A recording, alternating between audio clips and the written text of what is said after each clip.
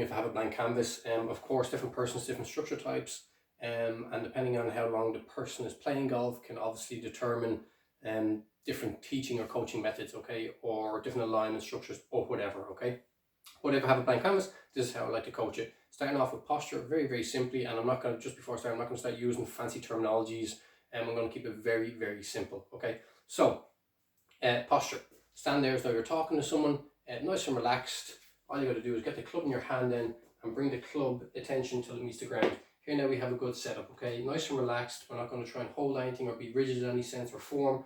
We're just going to be nice and relaxed. Arms are hanging nice and relaxed from the shoulders, maybe just a little bit out in front of us, and weight more in the middle towards the heels to counteract for the the weight distribution of our chest being forward in the center of gravity. Okay, so here we go.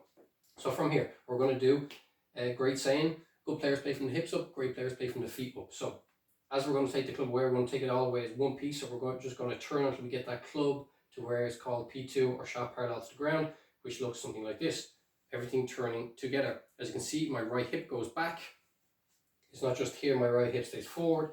Everything rotates together, okay? Club head is outside my hands. Club head is in spine, is the same angle as my spine because that's the way I believe the club should be in this position.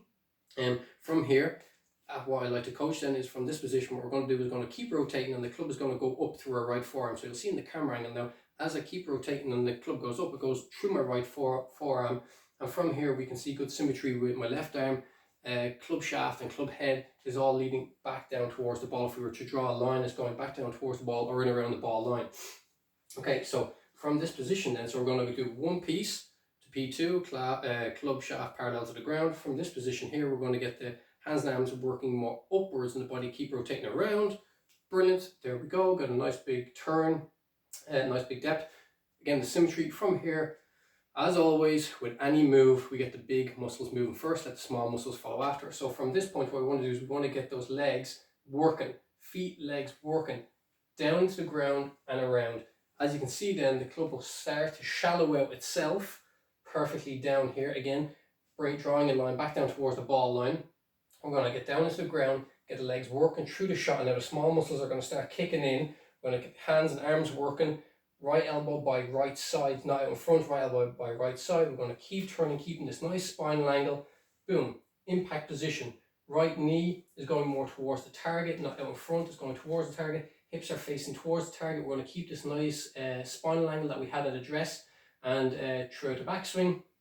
Right arm is flexed, still by the right hip joint, not out in front, by the right hip joint. Here, boom, straight into the impact position, releasing all the energy you've gathered up from the ground, from the backswing.